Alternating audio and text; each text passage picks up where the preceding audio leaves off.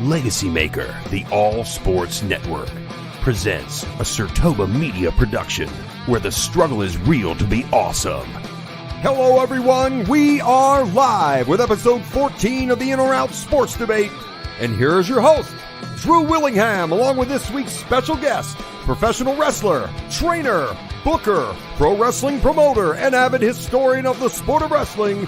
Give it up for the golden boy, Greg Anthony.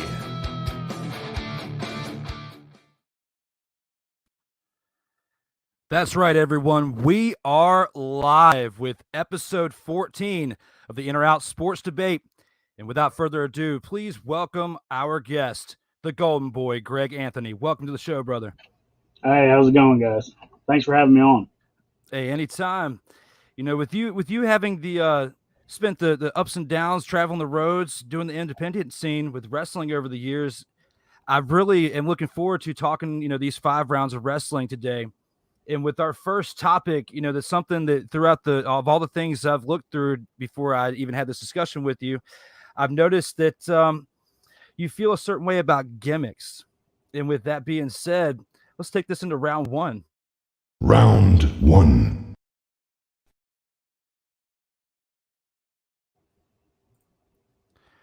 With round 1, wrestling needs to be more consistent with reality and storylines and less in gimmicks. Greg, how do you feel about that? Are you in or out? I'm in.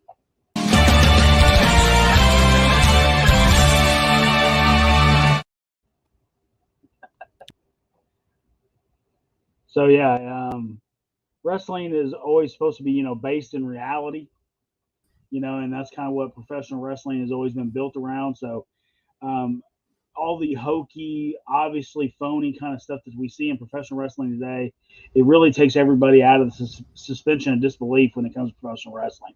At the end of the day, professional wrestling is and has always been a spectator sport. There's usually someone 10 feet away from you at all times when you're in professional wrestling. So you have to make them believe what they're seeing. So yes, absolutely. Professional wrestling needs to be based in reality. We need stuff that's more about individuals and things that are believable for them. We get a lot of guys that are 180 pounds and, they want to be Stone Cold Steve Austin, when in reality, if you saw that guy in a bar, you would think, well, I could kick his ass. So there has to be that hand in hand of, this is believable. This person is believable, and what they're doing is believable. I'd have to agree with that too. I'm in on that as well.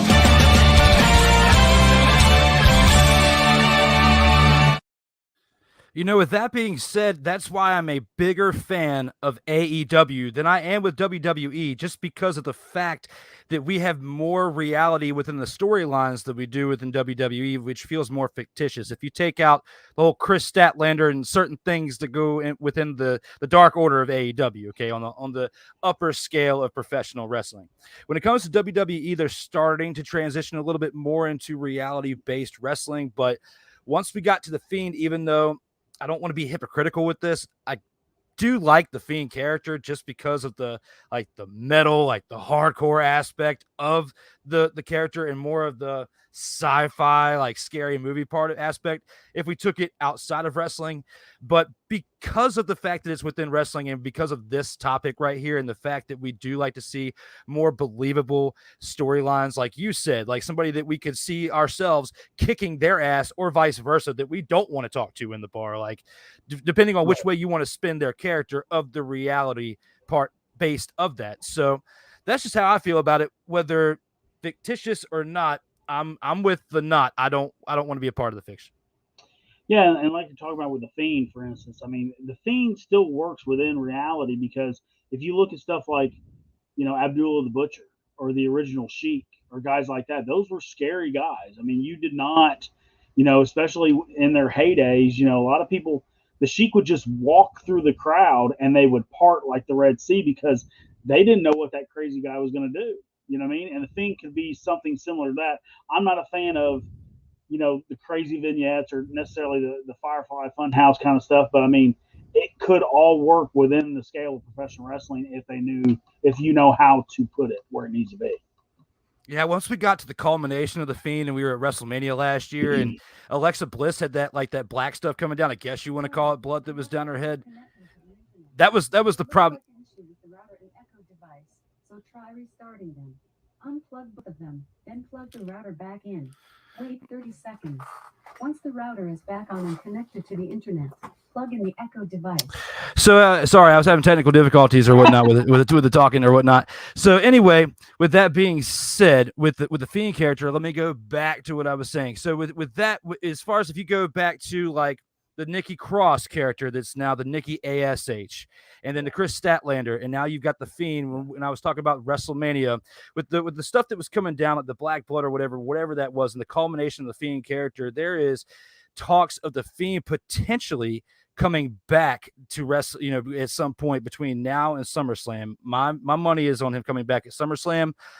But with that being said, with consistency with the reality of the storylines, I don't see where if they try to do a third realm of the character where it could be anywhere close to being anywhere like the first part of it, where it was somewhat believable, and then you go to this Fiend character part of it. Yeah, it's just, it's unfortunate for a guy like him, who, first of all, the Bray Wyatt character originally, I think never really got the just due that it deserved, and really never got the push it deserved. And then he realized that character was damaged and that thing was damaged. So what's he do? He goes out and he creates another gimmick that's just as over or even more so, and then they do the same thing to it. So it's kind of disheartening as a talent and someone that's creative when you do something like that and it just gets buried again. And that's what I'd be afraid of with him in WWE again, was he would create some kind of third thing like we're talking about, and it would just get buried again. You know what I mean? As much as I want to see him back in wrestling, I just think he needs to be protected. That's guys like The Undertaker and Roman Reigns and guys like that, and seen as the guys that have reached the upper echelon of what's going on, it's because they were protected in the booking, and it's no secret.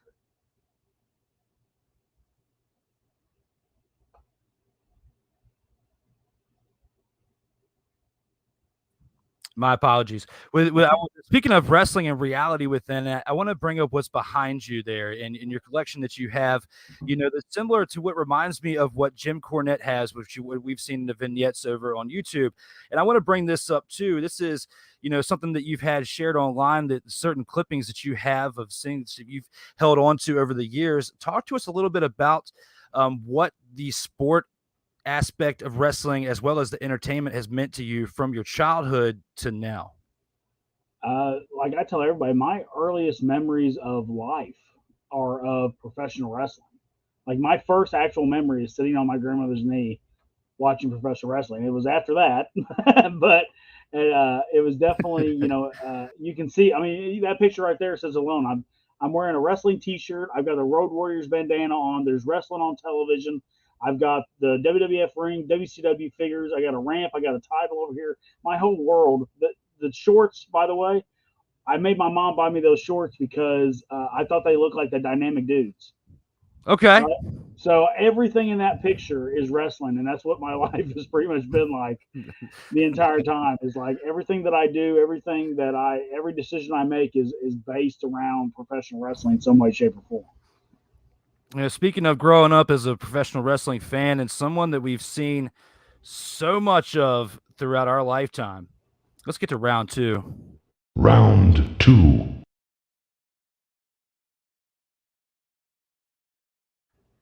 Ric Flair's upcoming in-ring return will do more harm to his legacy than his entire run within TNA. Greg, how do you feel about that? Are you in or are you out? I'm going to have to be out on that one. Denied.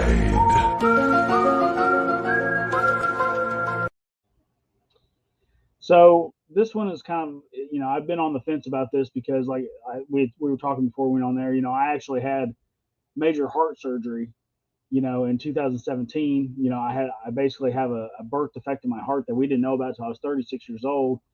So I know one day, and I don't know how soon, like I said, I'm 41 now, but one day someone's going to tell me, hey, Greg Anthony shouldn't be wrestling. You shouldn't be in a ring. But at the end of the day, it's going to be my decision what I'm doing. And Ric Flair, Ric Flair was my favorite wrestler of all time growing up, and for many years. And there was an instance where we had him booked in Arkansas, and he no-showed the event. And I've kind of been, I've not been his biggest fan of the last, couple of years because of that incident.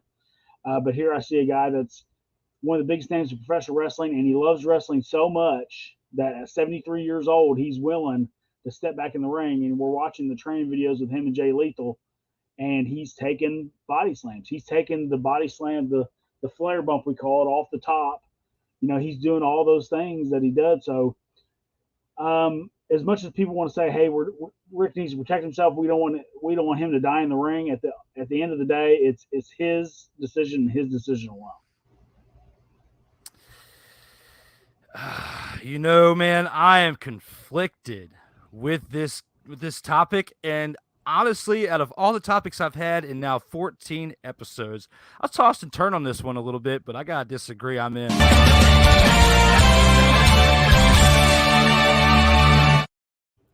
I'm actually disappointed that I'm still in, to be honest with you, because of the fact of what you just said, because I was so close to leaning in towards out. You had me convinced, but at the same time, I just feel compelled to stay within for the fact of, I look back on that retirement match that he had at WrestleMania with Shawn Michaels, okay? Beautiful send-off. The best way to send a legend out, period, out of all of the matches we've seen, out of all the retirement matches. Ric Flair's retirement match is my favorite one when it comes to all of them, and it wasn't even his last match, man. So because it was a retirement match and everything the build up, the biggest stage, the fact that he owed Vince McMahon money, he had to pay him back, all of that. I'm more passionate about that than when he went to TNA and basically he seemed to look like a plumber out there with his ass hanging halfway out trying to wrestle. It was an embarrassment to a legend. I wouldn't want anybody to go out like that. I mean, I get it where sometimes you need to turn a dollar and capitalize on your fame, but there's other ways you can do that. And I feel like even though everything that went down with the behind the ring and all that stuff in the videos that came out not too long ago that kind of hurt him a little bit, I feel like this is a way to try to propel him back up a little bit as a result of that. And with what you just said about with the health scares and everything, at some point somebody's going to tell you not to. He's 76, 77 years old. He's pushing 80. Somebody should be telling this man not to. That's why I'm in. He's almost 80 years old. And to see these videos, I really wanted to upload one so bad, but I had to pick and choose my battles of what I was going to upload, and we'll see it next. But I really, really, really, it hurts me. It hurts my own back to see Jay Lethal throw him off the top rope and him landing. I don't know if you've seen those 6-second YouTube shorts they've been putting up here lately, but to see an old Ric Flair be tossed off the top rope and thrown into a ring, even though he is professional enough to take the bump, it just hurts me watching somebody twice my age take a bump like that. Well, for one, I don't think he's 70. I think he's 73. You might want to check your stats on that one. I might be off, but I think of Vince McMahon, and I feel like they're close in age. I feel like they were really, maybe it might be like a 2 or 3 year gap, but you may be, you're probably right with that, because I know Vince McMahon's like 76, 77. Right. But like you said, the send-off that he got, not only was that the greatest send-off in wrestling history, it was the greatest send-off in its sports history, in my opinion, because I don't ever remember anyone getting that kind of send-off ever. Not Michael Jordan, not Joe Montana, not anybody. You know what I mean? Here we have Ric Flair. He gets the greatest send-off ever. And yes, he hurt his legacy by going to TNA. We would all love it if that was the last thing, but here we are. It didn't happen. One thing I've always said too is even before he had the retirement match in WWE, there was a lot of people even then that were saying Ric Flair should retire, or Ric Flair should be wrestling. He's hurting his legacy. And every time someone said that to me, a couple months later, Ric Flair would end up having a match that was amazing that we couldn't believe he had. You know what I mean? And if he had retired when they said he should have retired, then we wouldn't have had that match. Remember the ladder match he had with Edge? Remember the I Quit match he had with Foley? He had what happens to be my favorite cage match of all time with Triple H. You know what I mean? Like, all these matches that people had said, hey, that guy doesn't need to be wrestling anymore. And we would be denied of all those great things if he did. Ric Flair is an anomaly of a human being, period. I want to say he was probably the oldest Intercontinental Champion as well when he was the Intercontinental Champion in the 2000s. Yeah, Because he was probably mid-50s when he did that. I know, and he's always been that way too. One of my favorite stories about Ric Flair is Terry Taylor. Terry Taylor was supposed to work him in the Superdome for Bill Watts, right? And like Flair was late, and Terry was kind of getting upset a little bit, and Flair walks in and like he's been drinking all night, and he looks like he's been up all night. His suit's all wrinkled and his hair's all messed up, and whatever's going on, and Terry Taylor's getting even more upset, and then eventually they come to Terry Taylor and go, "Hey, we need to get you to the ring. It's time for y'all's match." He's just upset. He gets all the way to the match. He's upset. Here comes Ric Flair for the match, and like Flair comes out, he's got the robe on, his hair's perfect. He looks like $1 million, and he gets in there and he wrestles Terry Taylor for 45 minutes, and Terry Taylor's begging Ric Flair to beat him so he can just get out of this match because he's blowing up, Terry Taylor, who's probably 10, 15 years younger than him at this point. And, the fact that he's not human. Dude, the stories of him and his insane cardio workouts from back in the day are true because you could see that now. The fact that he's almost 80 years old, or we'll say mid-70s. We'll agree on the fact that he's probably mid-70s. Yes. That he's taking bumps from the top rope. He's got to have great cardio to be able to keep up with Jay Lethal at this point, who's someone that's half his age, somebody who's idolized the Nature Boy, someone that could imitate him and other characters better than anybody else on the planet, I feel like. So for him to be able to come back out of retirement against someone like Jay Lethal who'll be able to put him over like $1 million, it's probably the best move if he was going to come out of retirement for one more one-off match. Yeah, I mean, we're waiting to hear. I don't think they've actually announced what all take. I know FTR and Flair versus Rock and Roll and someone. We don't know who the other person is. Hopefully it's Jay Lethal, but we don't know. But I mean, it's gonna be interesting to see. I'm sure there's gonna be plenty of footage from it, so we'll get a chance to see what's going on. The good thing is we do have plenty of footage to keep us excited about it going forward. They keep pumping something out at least once a week to give us at least a few seconds, a little bit of a taste of what it's like to get ready for this as a senior citizen. So, so with that said, let's go ahead and roll this into round 3. Round 3.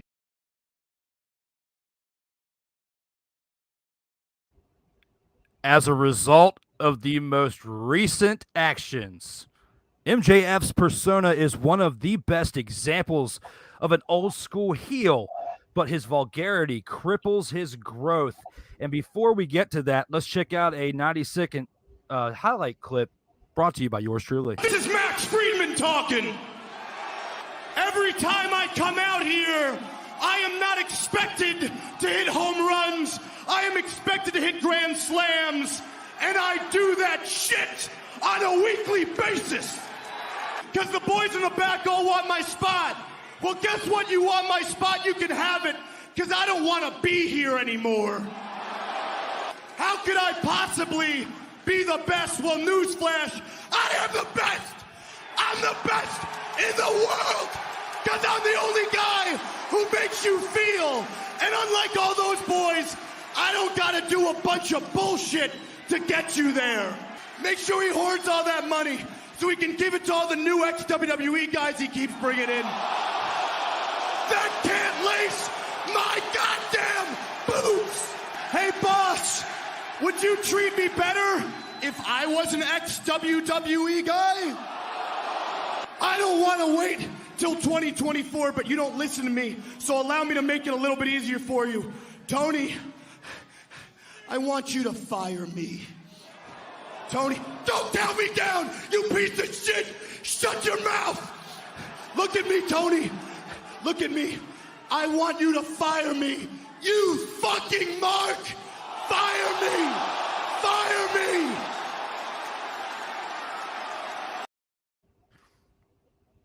With that said, again, MJF's persona is one of the best examples of an old school heel, but his vulgarity cripples his growth.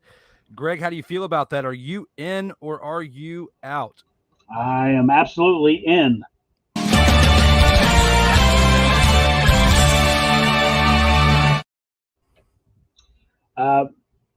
People that know me best know that, this kind of stuff is what drives me crazy. We run a completely family-friendly show.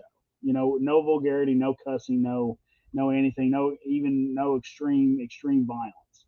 So absolutely, professional wrestling has always been about getting heat, but not getting heat that makes someone never want to buy a ticket again. It's really easy to get heat when you tell someone, "Hey, fat bitch, sit down." That's easy. They're going to cuss you when you do that, of course. But it's when you can just look at someone on the front row and get them that mad and get that reaction out of them. That's when you're a true heel. I've said it for a while now. I like 80% of what MJF does, and the 20% I don't like has to do with the vulgarity and the cussing and just the overall arc that he's followed.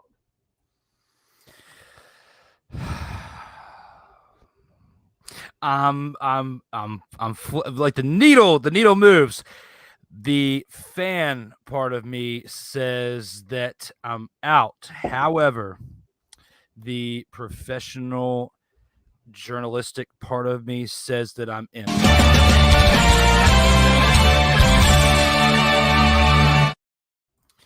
Guys, let's get real here. Even though I got access to a clip of what wasn't edited, we didn't see all of that on live TV. So part of this is a work from AEW, and the fact that we hear all this news about there was a source that came out earlier today actually that said that there were top execs of TNT that were pushing for MJF to be removed from the AEW roster and from all vignettes and from all promotional parts of video and stuff like that for the actual show for Rampage and for Dynamite. Because of a result of that, I feel like this is all a work to get him bigger, because now you got CM Punk's injury, right? There's going to have to be a person that comes and fills that shoes, and I feel like that MJF is going to be the best person for that, because it's the summer of MJF now. We had the pipe bomb from Punk. We had the summer of Punk. Now we potentially have the summer of MJF. Even though I don't agree with how they started it off, okay, because they could have done it better. Like you said, your promotion does more of a family-friendly atmosphere, which I'm all for that, as I'm growing up and understanding that. 10 years ago, I would have told you something different. I would have been like, I'm all for what's going on with AEW. But this type of behavior is not for national television. This is not something that we need to influence the next generation with. We need to save this for something else, like the movies or Netflix or something that, you can selectively choose this type of behavior for, not for national television. It's big to get somebody over by being eccentric on national television, but you can do that by your tone of your voice and how you articulate your words. You don't have to cuss to get your point across. No, and let me tell you a little, firsthand experience from this too. I started in April 2000. So, I mean, I was a teenager during the Attitude Era and all that kind of stuff. And I was a huge fan of ECW. I was a huge fan of the Attitude Era. And we know they pushed the envelope with similar stuff to this. And I did like it at the time. But once I got in professional wrestling, when I broke in, there was about 20, 30 of us between the ages of 14 and 20 that kind of all broke in together. And after so many years, a lot of those guys fell off, and there was only a handful of us left. But about 6 or 7 years in, we looked around and we realized that there was no 18-year-old kids trying to get in wrestling anymore, or at least not to the same numbers that there were when we did it, right? And we couldn't put our finger on it. And one day it kind of dawned on me. When we were 18 and we were loving all this stuff, 6, 7 years, that's 11, 12 years old. And that's when parents started turning the dials off on professional wrestling, because there was cussing, because there was drinking, because there was vulgarity, because there was nudity, all that kind of stuff. And we just didn't see the same level of wrestling fans come out. Every business is about creating a new fan. Most people do not wake up when they're 40 years old and go, "Hey, I'm going to be a wrestling fan today." You know what I mean? Unless they have kids that become wrestling fans. So that's why everything, in my opinion, needs to be geared mostly towards kids. I'm not going to say we have to do everything, Nickelodeon style. But what I'm saying is, it needs to be geared towards them, because I became a wrestling fan in the very beginning of my life, and here I am, 41 years old. I'm still a wrestling fan. If you create a wrestling fan when they're kids, more than likely you're going to create a wrestling fan for life. You're absolutely right with that, and you bring a great point that I want to say real quick. I wasn't a wrestling fan until I was a little bit older in life. I want to say I was 11, 12. And you know what? There's a movie that actually inspired me to become a wrestling fan. And you wouldn't even think of probably which one that I'm talking about, but it was actually a Jim Carrey movie. It was Man on the Moon, because I'm a big Jim Carrey fan from when I was a kid. Mm-hmm. You know, he just always made me laugh in a world where there's so much negativity. I always was compelled towards funny movies, and Jim Carrey was a comedian. Now, this wasn't really more so a comedic film, but because I was a big fan of Jim Carrey, 11, 12 years old, going into teenage, preteen, I was into Jim Carrey movies. So I watched Man on the Moon, that movie, Jerry the King Lawler, that rivalry, seeing it all culminate, seeing them make Jerry Lawler look 20 years younger. It was pretty funny. And all of that, you know, in the film, I started watching WWF behind the parental backs because, like you said, it was frowned upon. There was more nudity. It was an attitude era at that point. 1998, 1999. It was the beginning of the attitude era. Sable, all that stuff. All those things on TV they don't want you to see at 11, 12, preteen age. If you know what I'm saying, if you're picking up what I'm throwing out, if you're smelling what I'm cooking, that's what I'm talking about. But when it comes to that, that's basically the time frame that I got into. And if it wasn't for like your territorial roots in Tennessee and Jerry the King Lawler, and for what he did to professional wrestling, and for what he did, I may never have become a professional wrestling fan from being a Jim Carrey fan and seeing that movie. And also, Jerry the King Lawler still wrestles, and he's well into his 70s, much like Ric Flair. I just tagged with Jerry Lawler back in September. And I saw the strut too, by the way, not to cut you off, but I accidentally, I ran out of time. I meant to actually upload that and for us to talk about that at some point, but maybe at some point down the road. But yeah, that was really amazing for me to see that if he could pull it off, even though he hasn't been through as much as Ric Flair has done damage to his body with all the drinking, I have good hopes for Flair too, I guess. Yeah, Lawler was never a drinker or a drug guy or anything like that. So I mean, he's another anomaly though. Like, he just started wearing knee pads because of his age and needing the support. Because of his age, yeah. He did the fist drop off the second rope for years with no knee pads. I mean, that's crazy to all of us professional wrestlers. And here he is, he's wrestling in the 70s, and he just started having trouble enough with his knees to go, yeah, maybe I need to wear knee pads. You know, like, some of this stuff is just, it's stuff that you can't teach. It's stuff that you can't learn. It's something about that individual. You know, Ric Flair is one of them, and Jerry Lawler is definitely one of them too. Hey, before we take some comments from the fans, I do have one question for you. Sure. Do you happen to have any of Jerry Lawler's artwork because of how famous of an artist he is? Do you happen to have any of that lying around behind you? I do, actually, somewhere. I have a photo he did of me, actually. Really? Yeah. It's some point down the line. I mean, unless you got within arm's reach, but I mean, that's really cool that Jerry Lawler did an actual drawing of you. Yeah, I got it right here. That's awesome. That man is so talented. From all the things I've seen online, guys, let me actually put.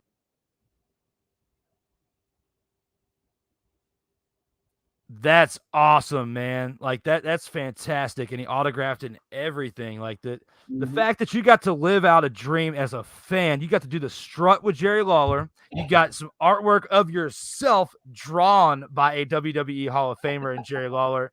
That's epic, man. You can't write that in history. Well, I've got one actually even better than that. You know, you're talking about I did the Fargo strut with Jerry Lawler. I did the Fargo strut with Jackie Fargo. There's a video. You'd have to find it on my Facebook somewhere. But like, we did a show with Jackie Fargo back, probably 9-10 years ago, and there's a video of me and Jackie Fargo doing the Fargo strut together. So the actual originator of the strut and me doing the strut. That's why I use the strut in my stuff, is because I'm the only one that's actually strutted with Fargo. That's awesome. Like, I didn't know that before. Of all the research I did before we did this episode, I didn't come across this. So thanks for sharing that with us. And before we go into round 4, let's go ahead and take some comments from the fans with some medial mayhem.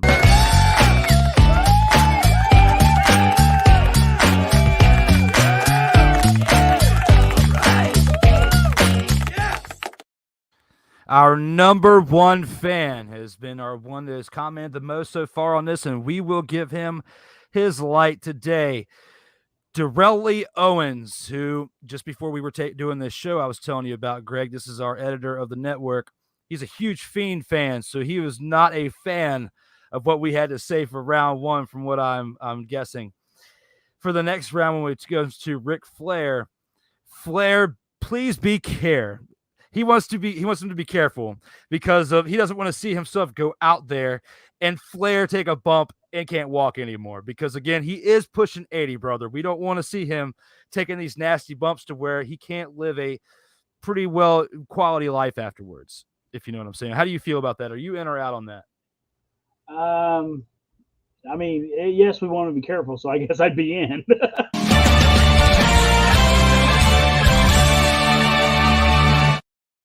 It was unexpected, but for this particular topic, I felt like it needed to be done.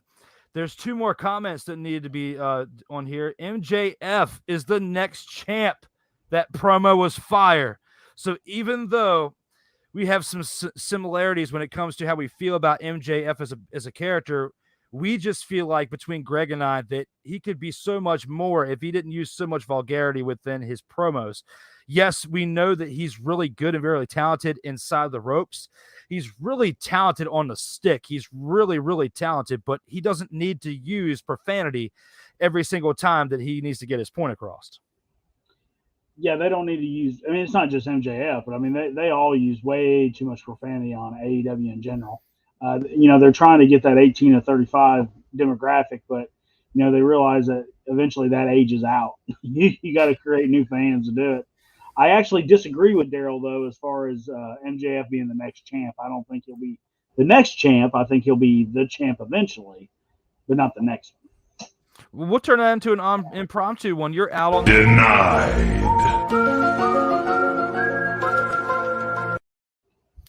And although the point that you gave, I actually do agree with that.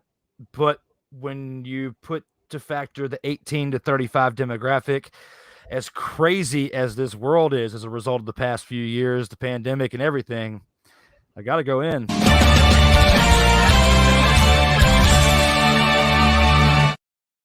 I actually used the wrong graphic.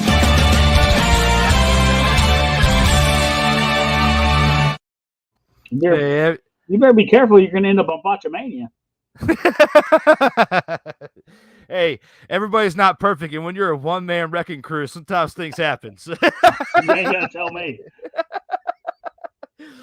Hey, guys, but with that said, appreciate you commenting, Darrell. But with that said, let's go ahead and go into round 4. Even though he feels like that promo was fire, let me go ahead and take this out. Let's go ahead and go to round 4. Round 4.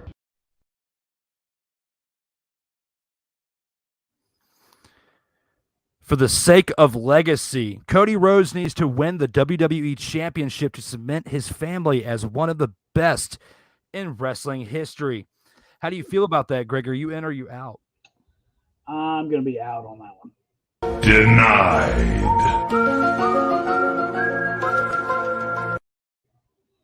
So, I mean, when we're talking about wrestling families, this is kind of correlates to this. When David Von Erich was primed to be the next NWA World Heavyweight Champion, and of course he had an untimely death, and then and kind of a memorial to him, Kerry Von Erich became the champion by beating Ric Flair, but he was only champion for like 18 days because it was more of a thank you to Fritz and a thank you to David because he was next in line. They wanted one of the boys to be champion. So it never really had the same impact as it would have if David would have actually got his full run with it. When we're talking about Cody Rhodes, if you look at it, is the worst of the Rhodeses. It's not a knock. I mean, you got to think, you got Dusty Rhodes, who's one of the greatest of all times, and you got Goldust, who's well into his 50s now and still having amazing, amazing matches. So it's not a knock on him. It's just it's unfortunately the fact. So I think that if he did win the title, I think it would just be more of a a letdown than it would be cementing his family's legacy. Like, I think the only reason he would have the title would be because of his father and his brother. Greg, I got to respectfully disagree. I'm out. Denied.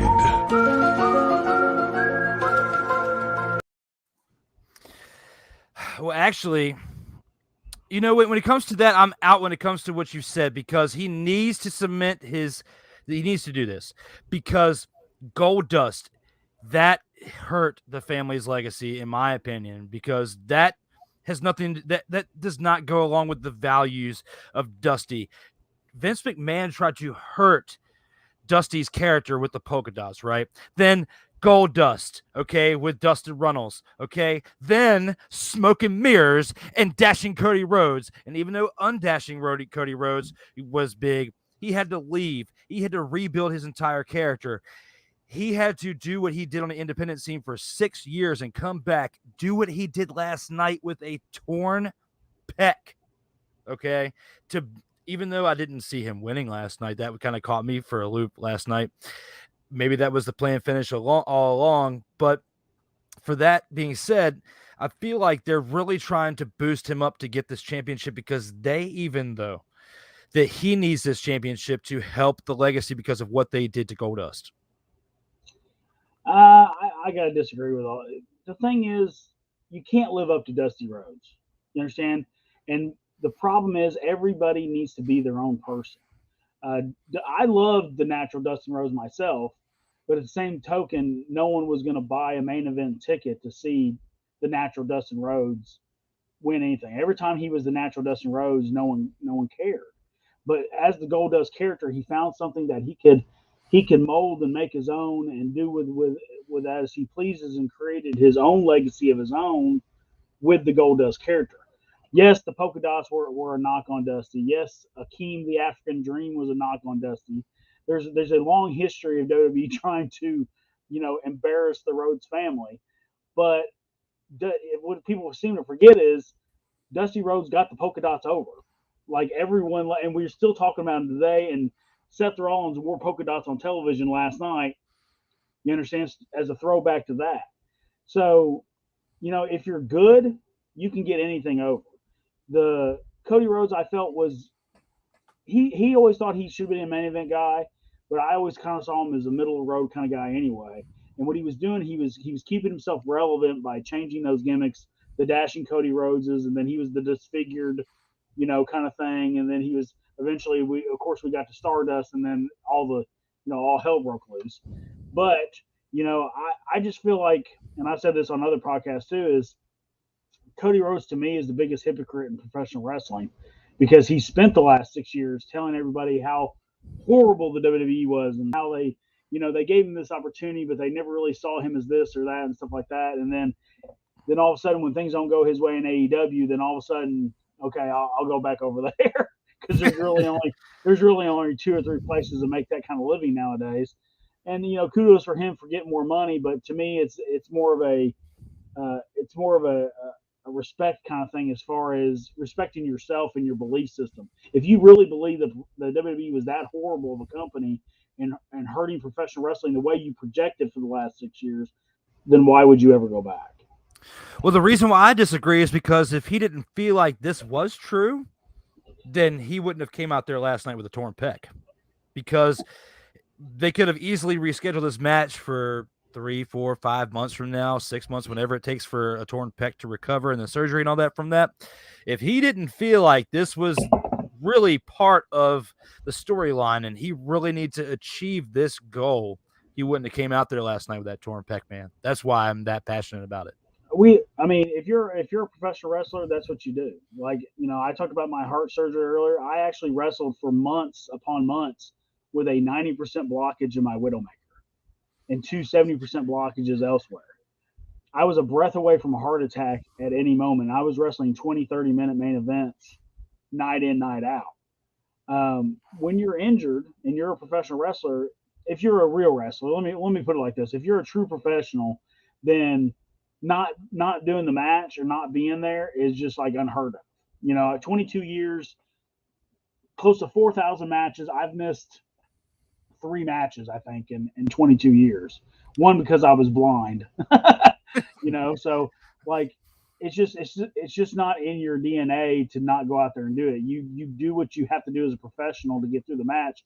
And he did some amazing stuff last night. I actually just got done. I watched the replay today. You know, he did some amazing stuff in that match, but he also did very well at protecting the torn pec. You know, he was not doing he wasn't throwing any punches with his right hand or anything like that. He was doing very well at doing it. He threw 2. He threw 2. He threw 2. He threw two. Towards the end of the match. He threw 2, and he also did the whole. You know how like when Cody gets in the very beginning with his entrance and he gets all pumped up and he does this whole thing where he throws his arms up or whatever. He did that, but he lifted him up like just barely. Like he did this when he came out, and then he did throw 2 punches throughout the match. Not to throw that in there, but I just noticed. I counted because I was like, with that type of bruise, I don't see him throwing any with his good arm. And he actually threw 2. I was amazed. Like, to be able to pull that off, it was pretty tough for Cody Rhodes to be able to pull that off during that. There's a lot of guys that have wrestled with torn stuff, though. Like Rey Mysterio wrestled for a month with a torn bicep one time because he was trying to get to WrestleMania. Basically, what it does is it just rolls up, you know, that kind of thing. So you just kind of have to deal with it for a while. I'm sure he was on some great pain meds for the night. Oh, yeah, I'm sure he was, too. So, but yeah, with that said, before we go to the final round, we got some breaking news.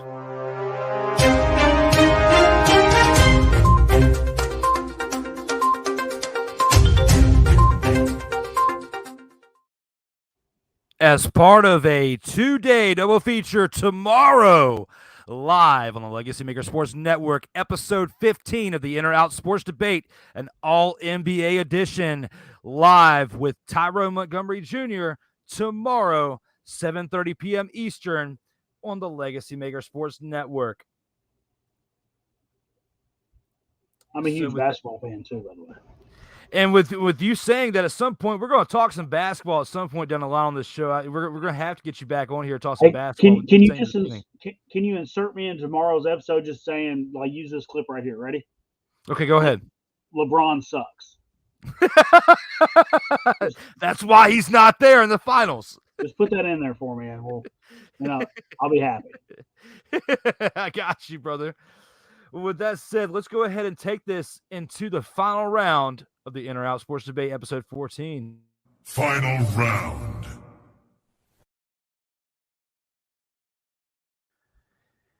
With this topic, I'm actually going to defer my answer to the Golden Boy Greg Anthony here and let him have the floor for this entire answer because of his background. The independent scene has suffered tremendously as a result of the ongoing pandemic. Greg, are you in or are you out on this one? There's the only way to be on this one. That's in.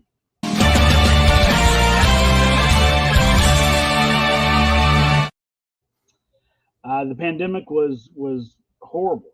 For someone that makes a living in professional wrestling, it was pretty much our worst nightmare.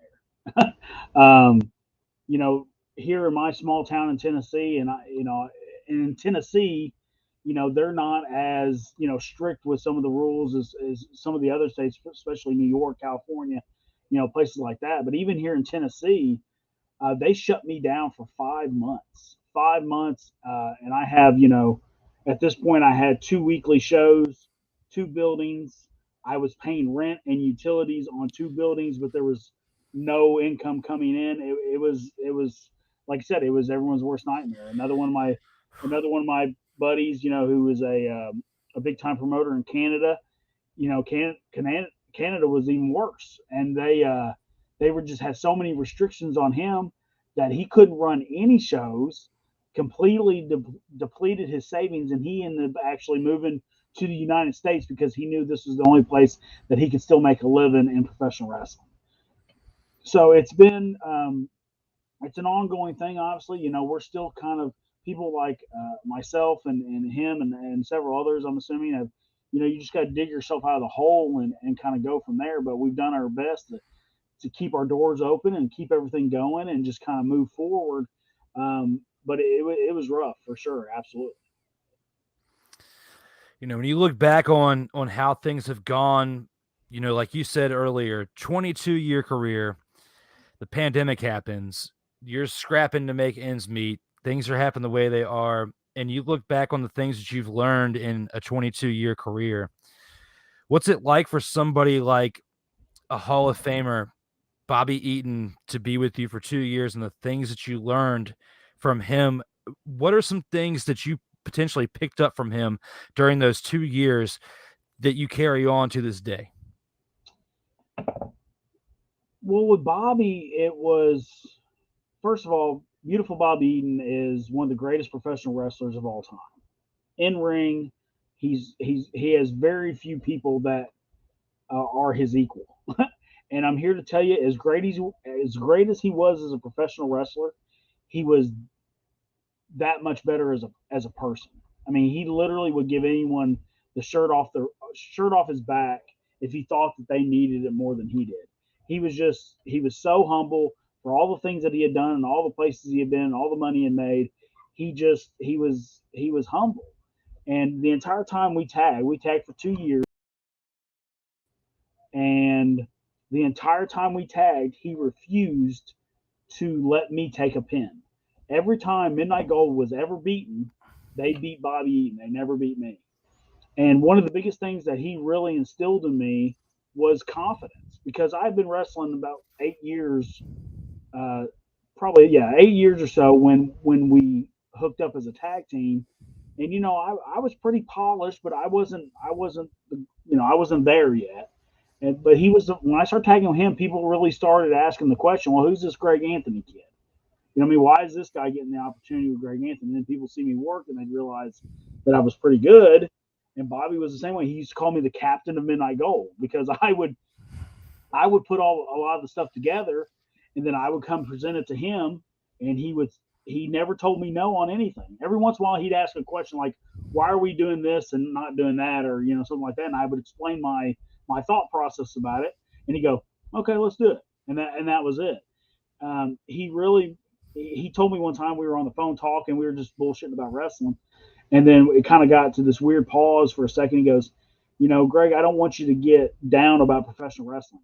You know, I know it's harder to make a living than it is today than it was when I was going. But if it was 1985, you'd be with us making money. You know what I mean? Like, and that meant the world to me, because he put me on the same level with him and Stan and Arn Anderson and Tully Blanchard and Flair and all those kind of guys that were around at that time. So for me, the biggest thing that he taught me was, you know, just trust myself and what I'm doing, because like the picture you showed earlier, I've been a wrestling fan my whole life, you know what I mean? And I've had some great teachers over the years of me being a professional. So, you know, trust my instinct, and my instinct, I'm not right all the time. I've been wrong about many things, but I'm right a lot more than I'm wrong. It's great to see that before the whole pay it forward movement, you know, over the past few years has gone really strong, that someone was actually living that within the business and giving that to you, in being humble, showing humility, and helping someone through humble beginnings such as yourself in that point of your career propel you to a bigger point than what you were before that. Having a WWE Hall of Famer, having someone of the caliber for multiple decades of Bobby Eaton joining you to be along with the Midnight Gold at that point.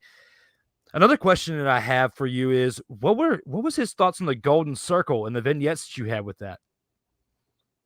I mean, he knew I could talk, and here's the misconception about Bobby Eaton. A lot of people thought that Bobby Eaton couldn't cut a promo, and that's just not true. The fact of the matter is, if you go watch some of early Bobby Eaton, he talked. He cut a lot of promos, and he did really well at cutting them too. It's just like he told me, he was like, you know, once he got with Cornette and Dennis, and then Cornette and Stan, he said, why would I ever talk? Especially Cornette, he's one of the greatest promos in history. If you've got 30 seconds to cut a promo and get your point across, are you all three going to take 10 seconds, or are you just going to let Corny have 30? you're going to let Corny have 30. You know what I mean? Just because he's one of the greatest ever. So it wasn't that Bobby Eaton couldn't talk, is that he chose to eliminate that part of his arrow out of his quiver. You know, he gave that quiver up to the team for the betterment of the Midnight Express. And you can definitely see that with the time that he had with you, because of the videos that I saw online. You're the main one talking, if the only one talking during those promos, with potentially your manager or whoever was interviewing you at the time. You had the spotlight when it came to with Bobby Eaton being with you. And that is the biggest gift that anybody could give somebody who's on the rise. And it was great to be able to see that with me, just being able to research you and your past within that with him. That was great. Yeah, absolutely. I mean, Bobby was, he was legitimately one of my favorite wrestlers growing up. And like the first time I actually stepped in a wrestling ring, I tried to do the Alabama Jam off the top rope. And I'm going to tell you right now, doing a leg drop off the top rope, it felt like my asshole came out of my body. Like it felt, it hurt so bad. I can't even explain to you how bad it really hurt. Like so much, in fact, that I never did a leg drop off the top ever again. I did it off the second rope for a while there, and that was about it. But he was my one of my favorites of all time. And there was this thing where he was going to be moving to the Arkansas area, and he was going to tag with someone in Arkansas, and then he was going to tag with me in Tennessee, or he was going to tag with someone in Tennessee. So I became the Tennessee guy. And then for some reason, the Arkansas guy, someone talked him out of tagging with Bobby Eaton, of all things. And so he was out of the picture. Then I was like, well, I'll do the Arkansas stuff too. So then I got the whole loop. And it's funny how professional wrestling works in that sense. But here we are, I was the one that got tagged with Bobby Eaton the last years of his career. And I was actually involved in his last professional wrestling match. For someone who grew up in the 90s, starting your professional wrestling career in April 2000, from what it looked like online, if I did my research correct, you know about the song that came out in the 90s called "You Get What You Give" from the Radicals. And you got what you gave, brother. That's why you got what you got. Everything that with that guy that giving out in Arkansas, karma happens for a reason. Karma happens to good people, and you got what was deserving for you. That's why you get that time with Bobby Eaton, and that's amazing for you, and I'm happy for that for you. With that said, let's go ahead and go to the final word for this episode.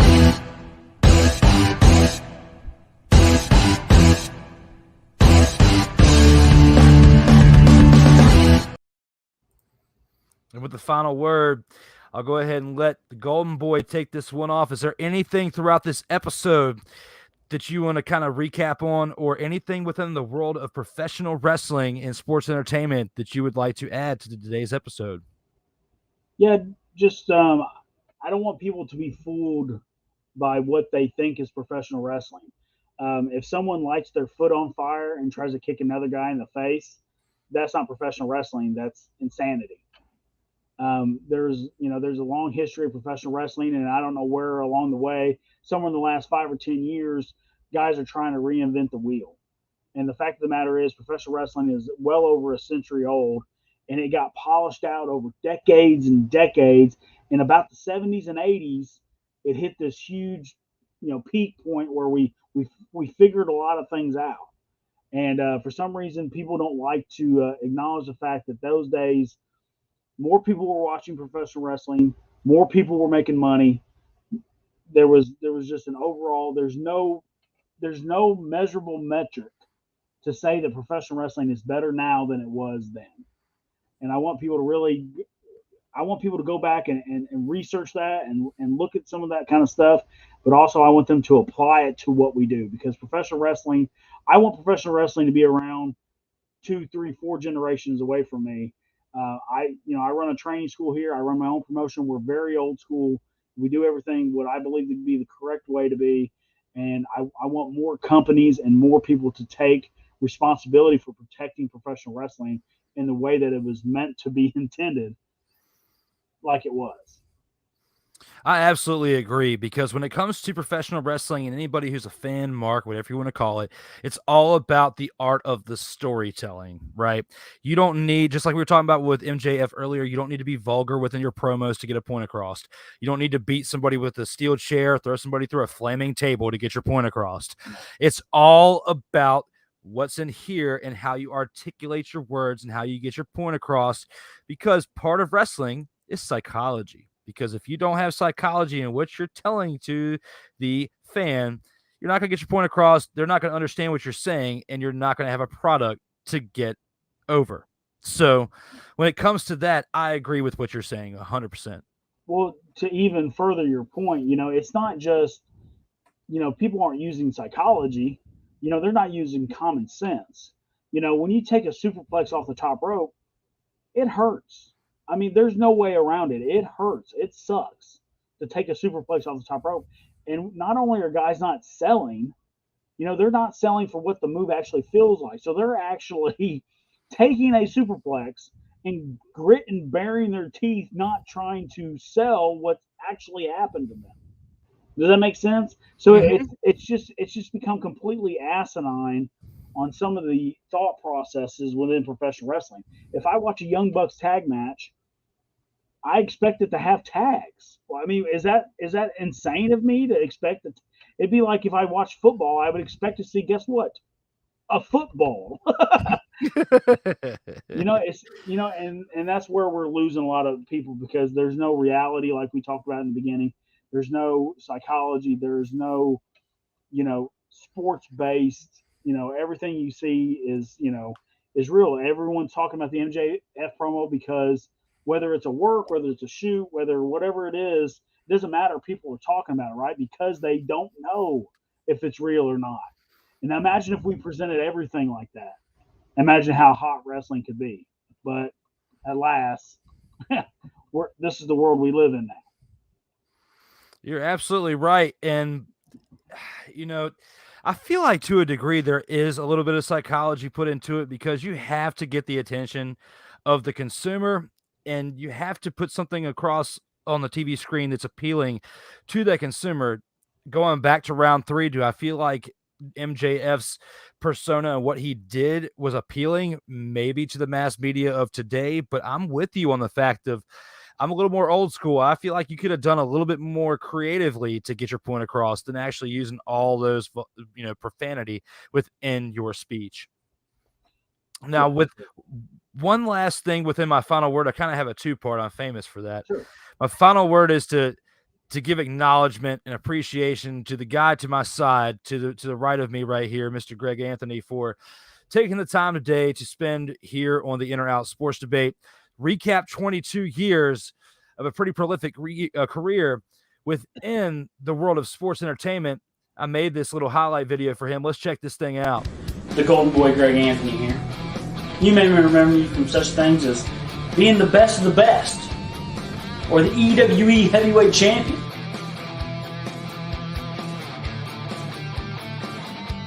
Were you watching the same match that I was? Were you?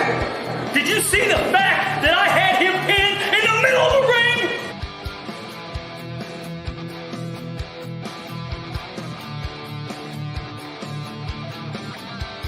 Well, I'm telling you, expect the unexpected. And that's me, walking out as I walked in.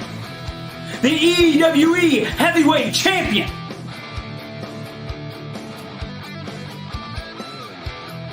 Every person's ever bought a ticket, every person's ever changed a channel and saw me on the television.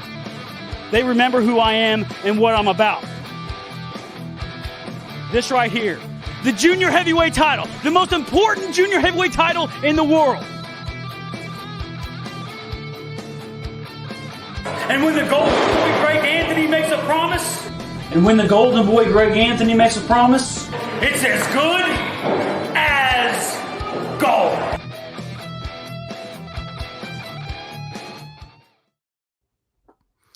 What's it like to look back on a 22-year career?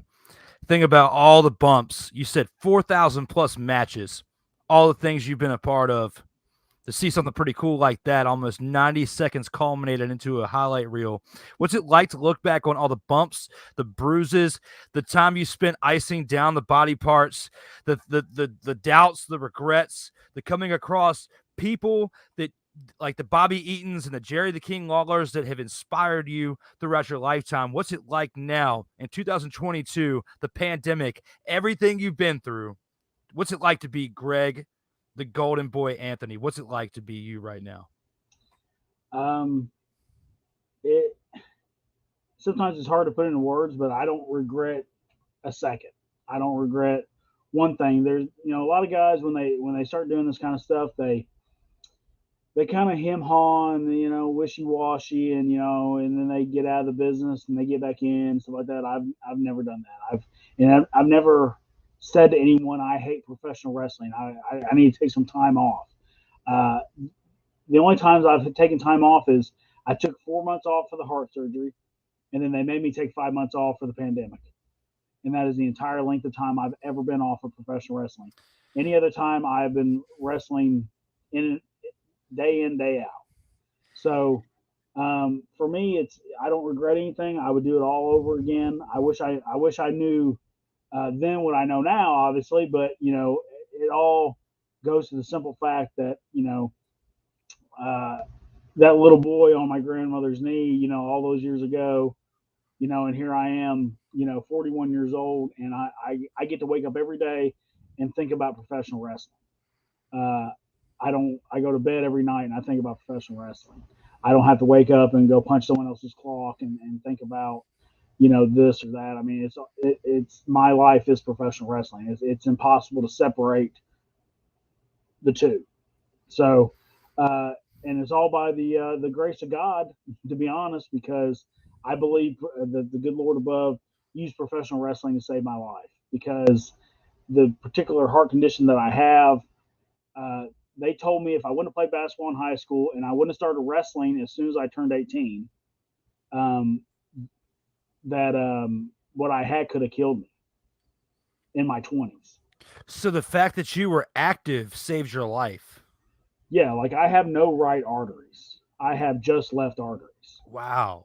And but because I had done so much cardio and done so much wrestling and always was doing something active in that sense, it built up my heart to the fact, like when I like I said, I had 270% blockages and I had a 90% blockage in my Widowmaker, and I passed every stress test they gave me.